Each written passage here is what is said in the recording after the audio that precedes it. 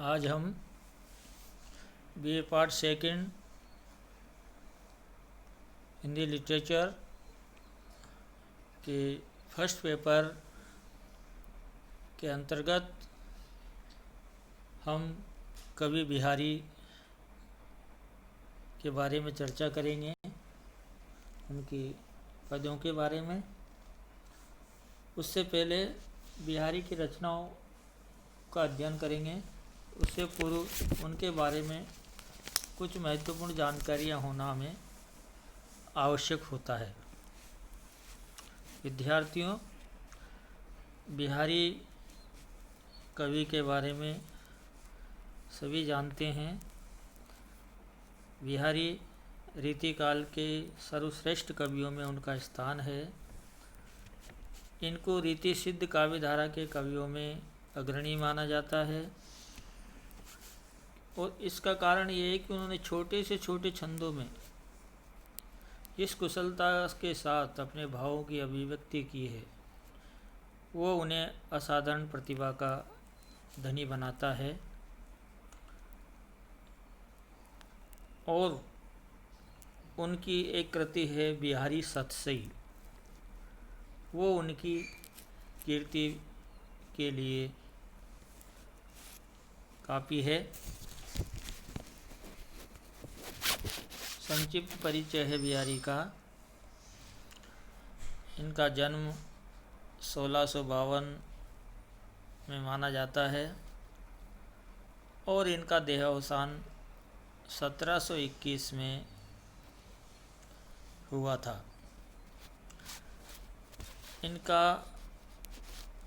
जो स्थान है वो ग्वालियर में बताया गया है। ब्राह्मण कुल में उत्पन्न हुए हैं और इनके गुरु के रूप में केशव कवि, जिनकी अपनी एक पहचान है, वो इनके गुरु एवं पिता तुल्य थे माने जाते हैं। बिहारी के आराध्य कृष्ण थे, क्योंकि कोई न कोई कवि अपनी रचनाओं में इस प्रकार का भाव रखता है। तो यहाँ पे बिहारी के आराध्य श्री कृष्ण माने जाते हैं। और बिहारी ने जो अपनी रचनाओं को आगे बढ़ाया है, उनमें जोधपुर और जयपुर के राजाओं के आश्रय में इनकी रचनाएं देखी जा सकती है।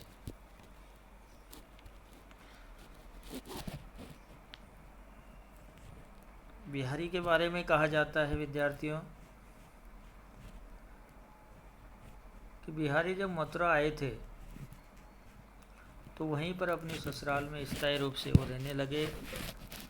एक बार मुग़ल बादशाह शाहजहाँ के बुलावे पर वे आगरा गए और वहाँ कुछ दिन उन्होंने व्यतीत किए। उसी दौरान बिहारी का परिचय अनेक राजाओं से हो गया और यही कारण रहा कि वहीं से बिहारी जो है जयपुर जय सिंह के यहाँ पे पहुँच गए।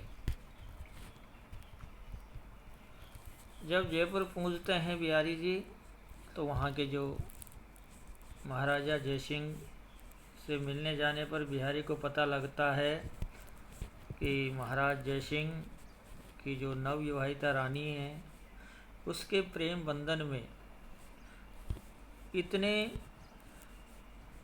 आसक्त हो जाते हैं कि वो अपनी प्रजा के लिए और अपने कार्य से वो विरक्त हो जाते हैं। और यही स्थिति को देख कर के बिहारी के मन में भाव पैदा होते हैं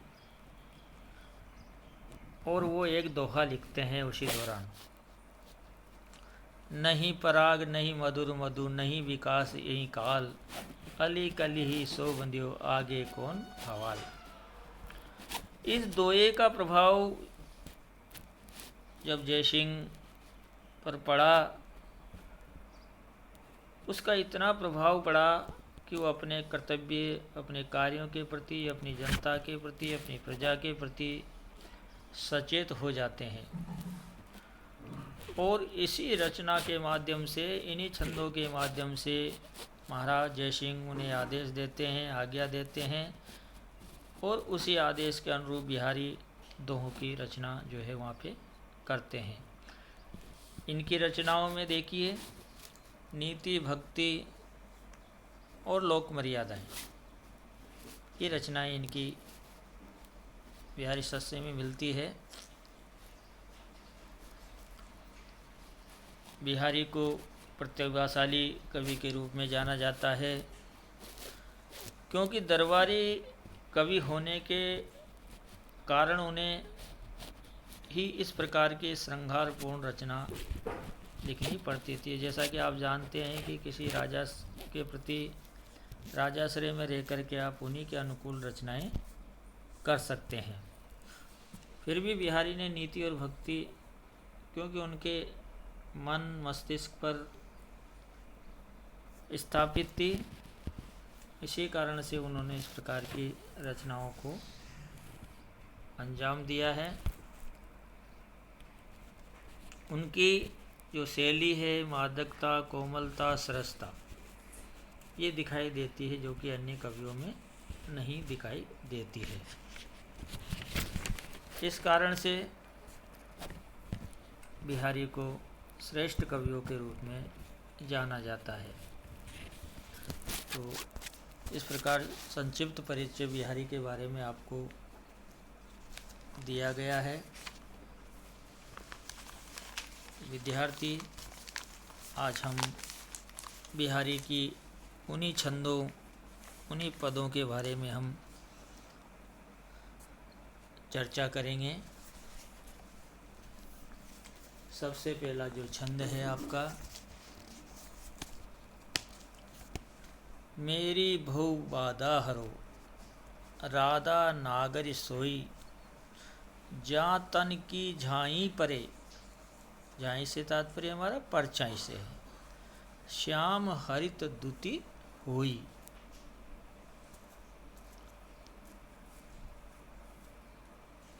ये बिहारी सस्से से लिया गया है। और सबसे पहले जो भी रचनाएं की जाती है उसमें चाहे केशव की लो, बिहारी की लो, घनानंद की लो, किसी की भी कवि की रचना को आप लीजिए, सर्वप्रथम ईश्वर की आराधना के रूप में उस छंद को लेते हैं। तो यहाँ पे भी बिहारी जी ने जो है राधा की भक्ति, उनकी महिमा, उनका स्वरूप है, उनकी स्तुति जो है की है, उनकी प्रशंसा में ये मंगलाचरण के रूप में ये छंद लिखा गया है।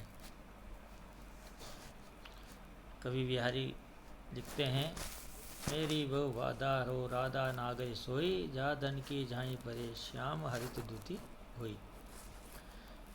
वो कहते हैं, हे राधिका, हे सुजान, हे चतुर राधिका, मेरी भव बाधा रो, मेरे जो सांसारिक कष्ट है उनका आप निराकरण कीजिए, क्योंकि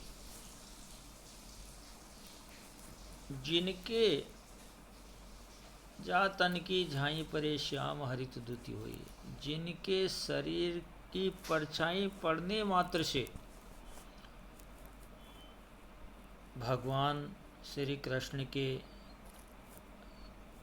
शरीर की जो आभा है वो कैसी हो जाती है विद्यार्थियों? हरे रंग की, सांवले वर्ण रंग की हो जाती है। तो राधा जी के का जो प्रभाव है उसका वर्णन यहाँ किया गया है। तो उनके लिए यातना प्रार्थना प्रस्तुत की है यहाँ पे, और कहते हैं कि जिन पर राधा जी की कृपा हो जाती है उसका जीवन सफल हो जाता है। यानी उसके जो जीवन में सांसारिक कष्ट, दुख, पाप सब किस में बदल जाते हैं? पुण्य में बदल जाते हैं। तो यहाँ पे राधा जी की जो महिमा है उस पर प्रकाश डाला है, मंगलाचरण के रूप में उनकी स्तुति की है, प्रार्थना की है। दूसरा है विद्यार्थियों, जुवती जोन में मिली गई, नेकन होती लखाई, सौंदे के डोरे लगी, अली चली संग जाई।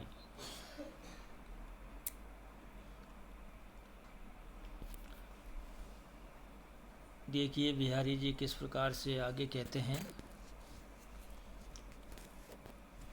सखी के माध्यम से जो एक दूसरी सखी होती है उसमें एक प्रमुख सखी भी मानी जाती है कि राधिका का जो वर्ण है कैसा है, गोरांगना, गोरा। उस वर्ण को जो नायिका है शुभ्र चांदनी में मिलकर के कैसी हो जाती है, उसमें समाहित हो जाती है, एकाकार हो जाती है। उसमें हमें अंतर करना संभव नहीं हो पाता है। केवल कवि कहता है सौदे के ढारे लगी, अली चली संग जाई। उनके अंगों की जो खुशबू है, जो सुगंध है, उसी के साथ साथ जो भौरे होते हैं उसकी खुशबू के साथ साथ वो चलते जाते हैं।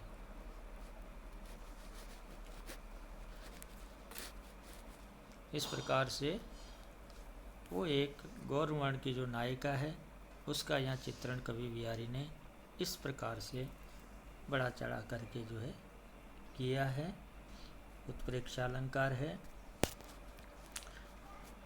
अगला, हाँ रीजी लखी रीज हो, छवि ही छवि ले लाल, सोन जूही सी होती दुति, मिलत मालती माल। ये बिहारी सही से लिया गया दुआ है।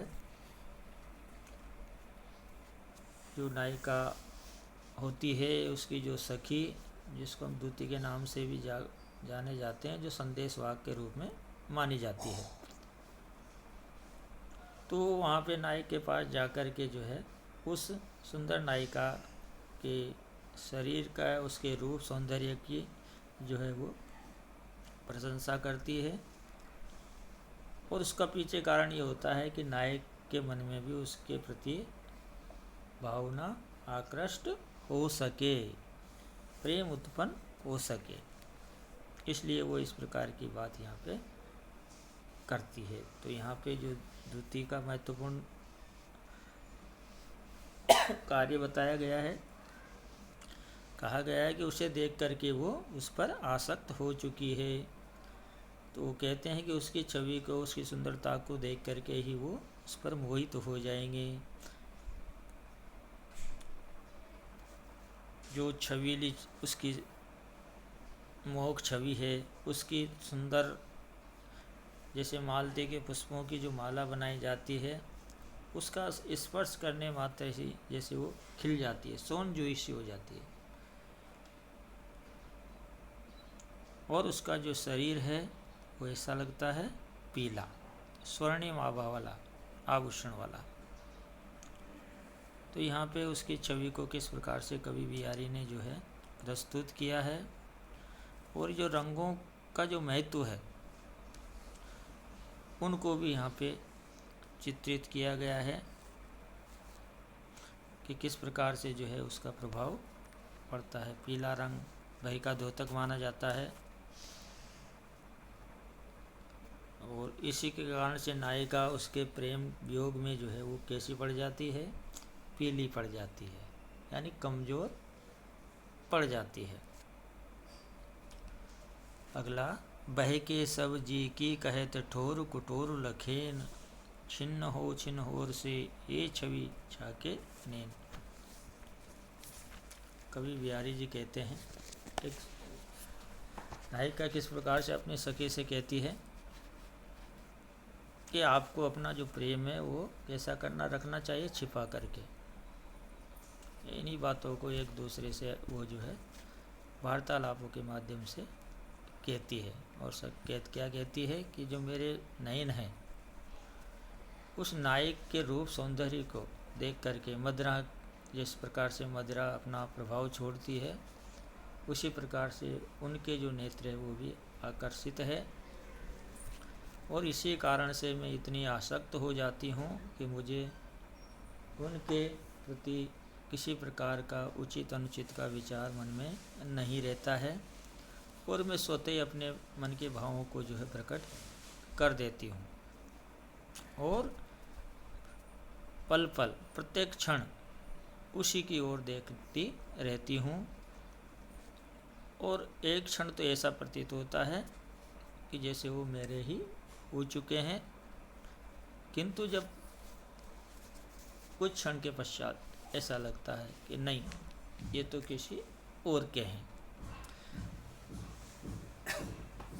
तो यहाँ विद्यार्थियों,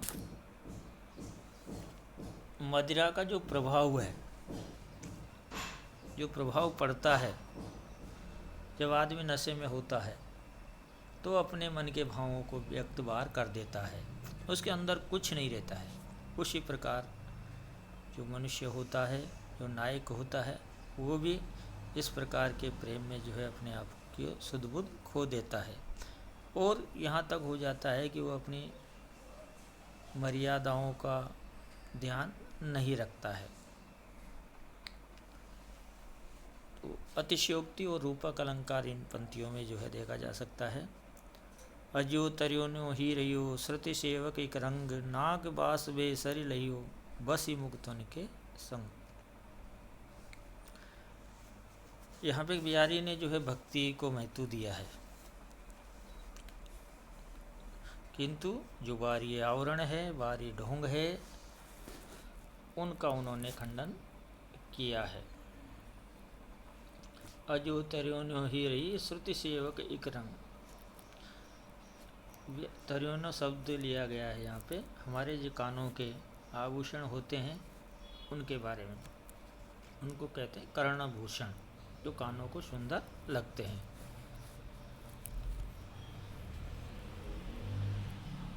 तो उसके बारे में कहा है कि अभी भी भगवान के कानों की सेवा करता रहे, किंतु साथ में सांसारिक आपदाओं से भी दूर रहे। और यहाँ तक कहते हैं कभी कि आपने भगवान के कानों की सेवा की, उनका स्मरण किया, सब कुछ किया, उनकी भक्ति की, किंतु फिर भी आपका उद्धार नहीं हुआ, आपको मुक्ति नहीं मिली। किंतु जब मणियों के साथ, मोतियों के साथ रहने वाली जो नासिका होती है, नाक होती है, जो नाक का आभूषण मानी जाती है, वो अपने आप में उसमें अपना स्थान बना लेती है। तो यहाँ पे कवि बिहारी ने सगुण पक्ष को महत्व दिया है, निर्गुण का विरोध किया है। तो कहते हैं कि आपको सांसारिक व्यक्ति बनने के लिए इस प्रकार की भक्ति करने की आवश्यकता है, तब जाकर ये तुम्हें इसके लक्ष्य की प्राप्ति हो सकती है। क्योंकि आडंबर जो व्यक्ति होते हैं, अगर वो भक्ति करते हैं तो वो उन पापों से मुक्त नहीं हो सकता और ना ही उन्हें स्वर्ग की प्राप्ति हो सकती है। इसलिए यहाँ पे बिहारी ने इस पद्य में सबसे महत्वपूर्ण बात जो कही है कि सत्संगत, जैसे संतों की संगत,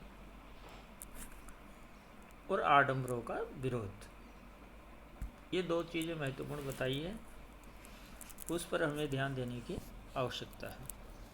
इसमें आपके सलेस है, रूपक आदि अलंकार है। अगला है वेदक अनियारे नयन वेदत करिन निषेध, बरबट वेदत मोहियो तो नासा को वेद।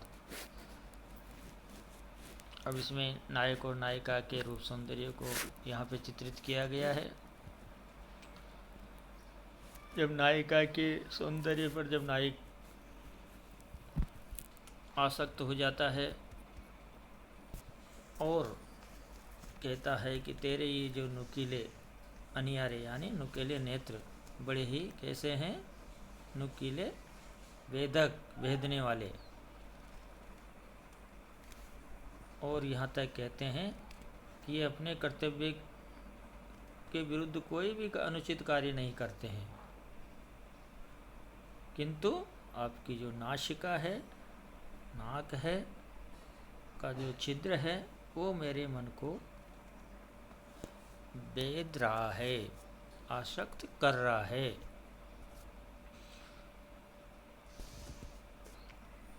तो कभी कभी भेदी हुई चीज़ भी जो है नायक को आकर्षित करती है, उसके अंगों की शोभा बताती है और वो अपने प्रति आसक्त का भाव पैदा करती है। तो इसमें जो है नाई के अंगों की सुंदरता आदि की बात कही गई है। यमक अलंकार है। अंतिम छंद कहित नटत रिजत खिजत मिलत खिलत लजियात भरे भोन में करत है नैनन ही सो बात। नायिका के जो नेत्र है और नायिका अपने नेत्रों के माध्यम से, अपने संकेतों के माध्यम से अपनी बात को कहती है। उन्हीं भावों का यहाँ सुंदर चित्रण किया गया है। एक सखी अपनी दूसरी सखी से कहती है कि नायक और नायिका अपनी मन के भावों को, अपने मन के सब बातों को, सारी बातों को नेत्रों के संकेतों के माध्यम से ही कह देती है और नायिका अपनी भावनाओं को व्यक्त कर देती है उसी संकेतों के माध्यम से, और नायक जो है उस पर आसक्त हो जाता है। नायिका उस पर आसक्त हो जाती है, खींच सकती है, किंतु संकेत करते रहने से जब दोनों के नेत्र प्रेम में आसक्त हो जाते हैं तो प्रसन्नचित हो जाते हैं और उनकी इन दशाओं को देख करके दूसरी जो सखियाँ हैं वो लज्जित हो जाती है। तो यहाँ पे बिहारी ने जो है एक सुंदर दृश्य प्रस्तुत किया है श्रृंगार रस का। इसी से श्रृंगार रस की महत्ता, उसका भाव का पता चलता है। विद्यार्थियों, इसमें दीपक और अनप्राश अलंकार हैं। आगे की जो छंद है उनके बारे में हम कल चर्चा करेंगे।